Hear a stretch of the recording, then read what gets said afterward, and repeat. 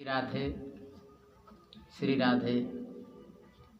तमाम सत्संग में उपस्थित हमारे माता पिता, भाइयों बहनों और मेरे छोटे छोटे नन्हे मुन्ने बच्चों को मेरे ओर से सबको हार्दिक अभिनंदन। सबको जय श्रीमन नारायण, जय श्री कृष्णा, जय श्री सीताराम।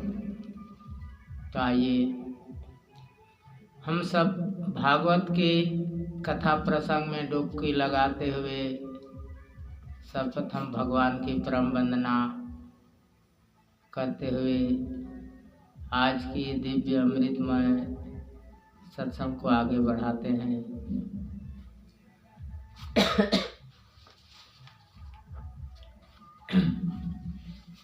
तो मैं भगवान की स्तुति करते हुए पहला वंदना है गुरु की, क्योंकि गुरु के बिना ज्ञान नहीं मिल सकती है, इसलिए सर्वप्रथम गुरु की वंदना आवश्यक है।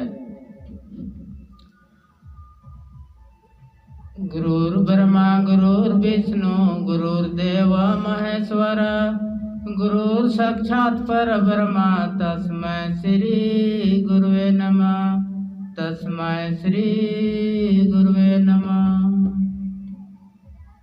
वक्रतुंड महाकाय सूर्यकोटि संप्रभा विधन में तु कुरु मे देव सर्व कार्येषु सर्वदा। हे गणेश भगवान, आपके श्री चरण कमलों में नमन करते हुए आज मैं इस भागवत की गंगा में डुबकी लगा रहा हूँ। तो हमारे परम पूज्य परम वंदनीय हमारे संत सनातन धर्म के धर्म गुरु स्वामी सतानंद सरस्वती जी महाराज के चरण कमलों में नमन करते हुए हम आज इस अमृतमय भागवत की गंगा में डुबकी लगा रहे हैं। तो चलिए आज इस कलियुग के महत्व के बारे में जानें। कलियुग केवल नाम आधारा, सुमरी सुमरी नर उतर ही पारा। श्री गोस्वामी तुलसीदास जी महाराज कहते हैं इस दोहा को कि इस कलियुग में बहुत सुलभ है कि भगवान को हम प्राप्त कर सकते हैं, लेकिन किसी के मन में इच्छा नहीं है कि हम भगवान को पाएं, भगवान को खोजें।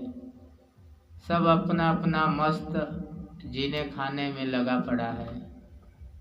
तो हम कहते हैं कि कलियुग के इस दायरे को लेते हुए हम आज उसका सफल इलाज करते हैं।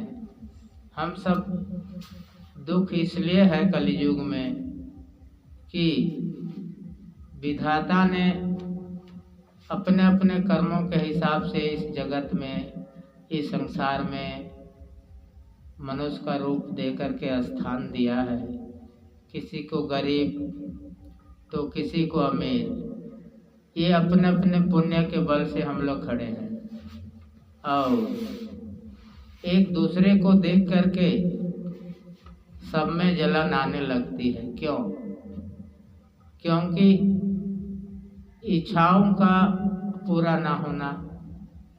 इच्छा आदमी कभी पूरा नहीं कर सकता है, क्योंकि आवश्यकता अनंत है।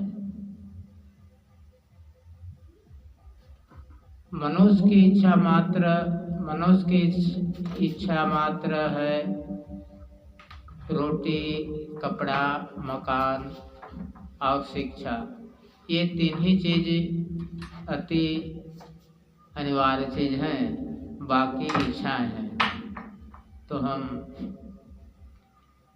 इच्छाओं को ना प्राप्त करते हुए यदि हम भगवान से रिश्ता बनाते हैं, भगवान को पा लेते हैं, ये इस जीवन का सार्थकता है। इच्छाओं की पूर्ति करते करते हमारे पूर्वज बाप दादा इस जगत से चल बसे, लेकिन किसी की इच्छा पूर्ति नहीं हुई, क्योंकि इच्छा पूरा होना ये जिंदगी का रहस्य नहीं है, यह कभी समाप्त होने वाला वस्तु नहीं है। क्योंकि हम अनेकों इच्छाओं के पूरा करने में मन को लगाते हैं, पर कभी भी पूरा ना होता है। तो इसलिए हमें कलयुग में ऐसी धारा गोस्वामी जी लिखे हैं जिसके गुणगान करने से, जिस दोहा चौपाए भजन गीत को गाने से जितने भी जन्म जन्मांतर के पाप होते हैं वो भस्म हो जाते हैं। जिस तरह हम चलते चलते बारिश के दिनों में सड़कों पर देखते हैं या कहीं मोहल्ले में भी देखते हैं, अनेक तरह के कीमती, अनेक तरह के वस्तु जैसे मेंढक, चिड़िया, पक्षी और कीट पतंग आदि, ये चलते फिरते ही इनकी मृत्यु हो जाती है। गाड़ी में कहीं दब के और कहीं हथेली से, कहीं पाँवों से चिट्ठियों का मर जाना प्रत्येक दिन पाप होता है। लेकिन उस पापों का प्रायश्चित होने के लिए ईश्वर का नाम, राम का नाम, राधा का नाम ये निदान कर सकती है। तो हमें चाहिए कि प्रत्येक दिन यदि भगवान से जोड़ते हैं अपने आप को, तो प्रत्येक दिन का पाप हमें मुक्ति दिला देती है। जिस प्रकार जहर को हर आदमी को पता है कि जहर को पीने से मरना है, तो उसी प्रकार जो राम नाम रूपी मंत्र है भगवान का, तो राम नाम रूपी मंत्र से दिन भर का जो पाप है सब कट जाता है। ये विधि का विधान ईश्वरीय का देन है।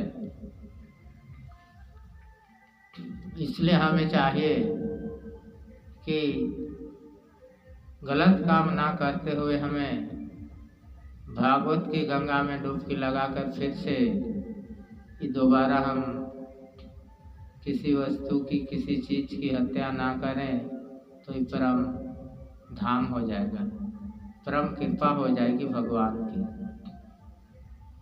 और इस कलियुग में देखने को मिल रहा है कि